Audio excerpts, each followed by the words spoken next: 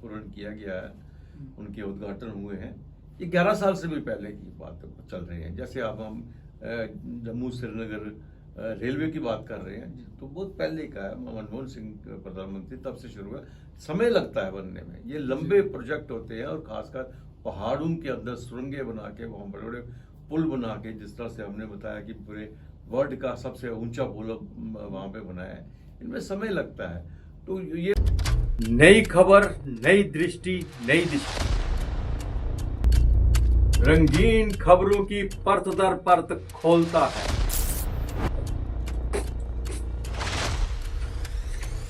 खुला बयान करता है पीछे की कहानी।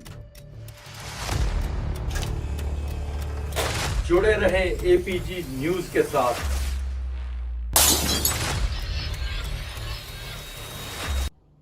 नमस्कार, आप देख रहे हैं 8 PM और मेरा नाम है रोहन चौधरी।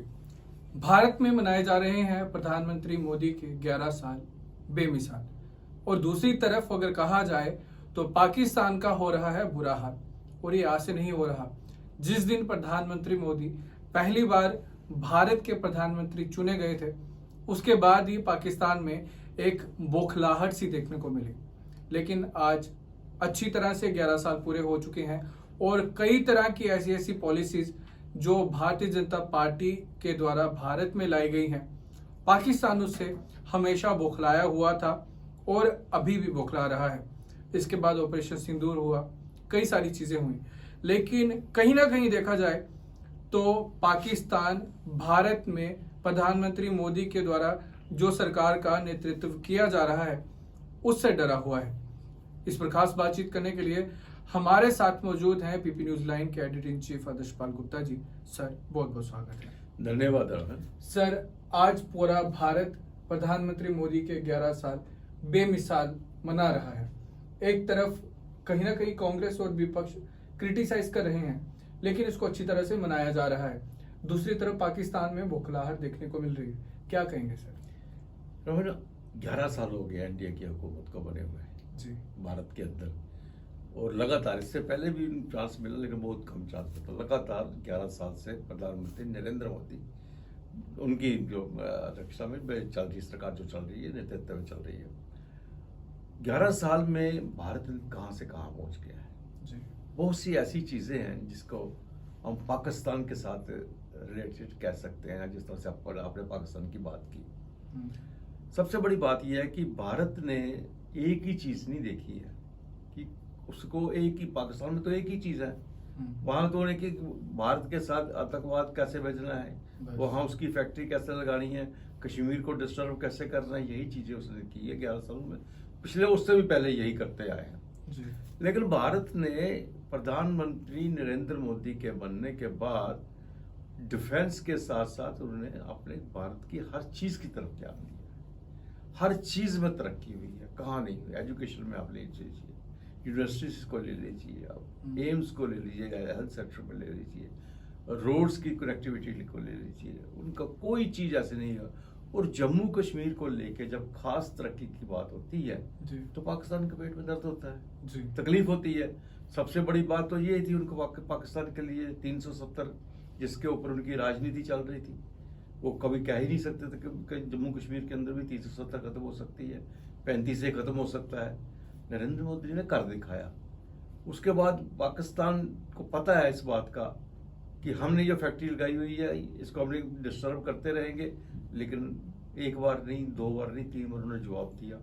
और अब जब ये ऑपरेशन सिंदूर हुआ, हमारे गुलमर्ग के अंदर, जो पहलगाम के अंदर जिन्होंने शहीद किया उनको, उनका जो बदला लिया गया जिस तरीके से, 3 दिन के अंदर अंदर पाकिस्तान खत्म हो गया, घुटनों पे आ गया। तो इसलिए पाकिस्तान को तो ये तकलीफ तो होगी ही कि 11 साल बेमिसाल जो भारत में हो रहे हैं, उनकी तो तबाही के 11 साल हो गए ये, क्योंकि उन्होंने कभी सोचा ही नहीं है यहाँ ट्रिपल तलाक भी कभी खत्म हो सकता है। उन्होंने कभी सोचा ही नहीं था काफ वोट भी कभी यहाँ पे खत्म हो सकता है। उन्होंने कभी सोचा ही नहीं था यहाँ पे, मतलब ऐसे ऐसे चीजें हैं जिसके बारे में कभी बात ही नहीं की जा सकती थी। लेकिन नरेंद्र मोदी की सरकार ने वो खत्म कर दिया, दिखा दिया पाकिस्तान को। और आज भी जब कह रहे हैं कि पीओजे हमारा है, तो पीओजे हमारा ही होगा।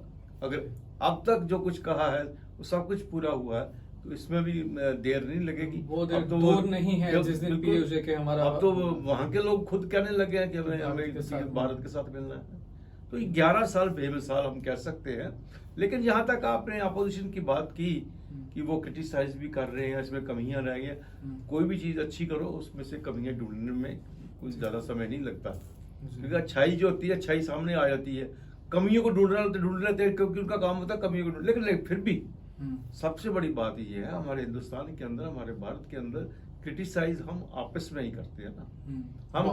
हम कहते हैं कि इस वक्त नरेंद्र मोदी के 11 साल में ये कमी रह गई, ये काम उन्होंने किया इसमें से ये खराब निकला, ये उन्होंने रोड की उस रोड में से ये घपला हो गया, हेल्थ में से ये हो गया। लेकिन घर के अंदर कहते हैं जी, बाहर तो इकट्ठे हैं सब, जी, बाहर तो इकट्ठे हैं, वहां बाहर की तो कोई ऐसी पोजीशन नहीं है कि हम ये कह रहे हैं कि प्रधानमंत्री नरेंद्र मोदी हमारा नेता नहीं है या कुछ नहीं है।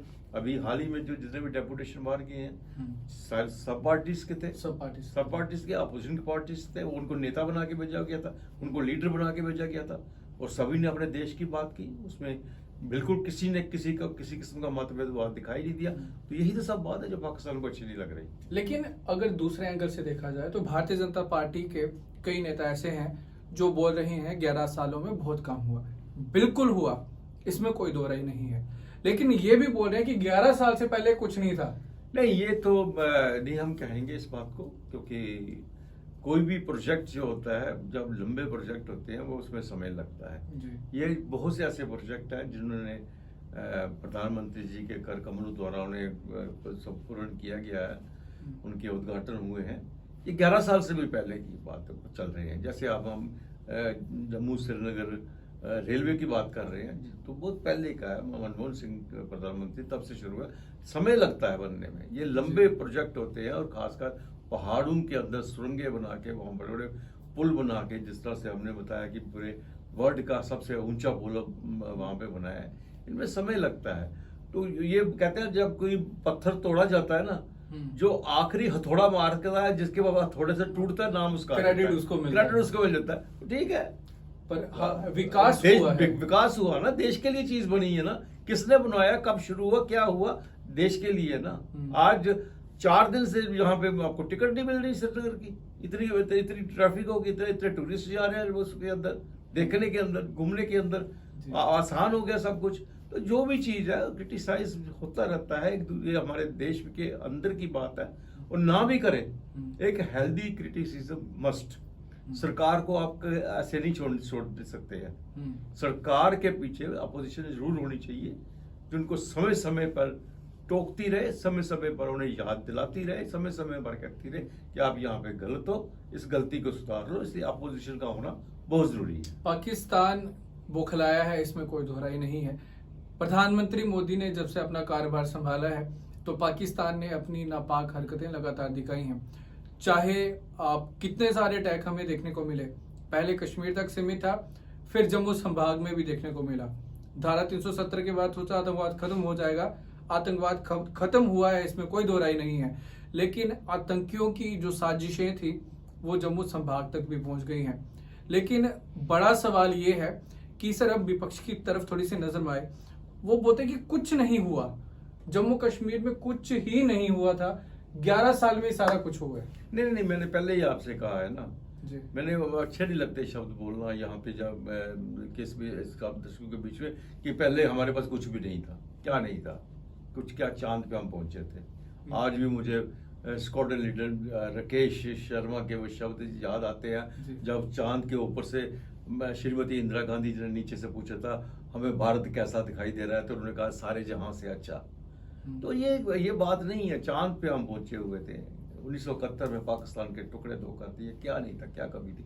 हम आगे बढ़ रहे हैं, तरक्की कर रहे हैं, इस युग में आ गया कि हमें और जल्दी से जल्दी तरक्की, और ज्यादा से ज्यादा तरक्की कर रहे हैं। इसका मतलब ये नहीं है कि इससे पहले भारत ने तरक्की नहीं की थी, समय कम था। आजादी के बाद कितना कम समय हुआ, आजादी के फौरन बाद तो आपके ऊपर चाइना ने अटैक कर दिया, आप तो युद्ध में जुड़ गए, अभी आपकी तैयारी नहीं थी। अपने आप को आजादी के दूसरे दिन ही तो पाकिस्तान ने यहाँ पे फौजें भेज दी थी, कवालियों को भेज के कश्मीर को हड़प करने की कोशिश की थी। चैन से कब बैठने दिया है भारत में। फिर भी उस बीच में भी, उसके बाद 47 और 71 के बाद और 65 के बाद भी हम स्ट्रांग होकर निकले।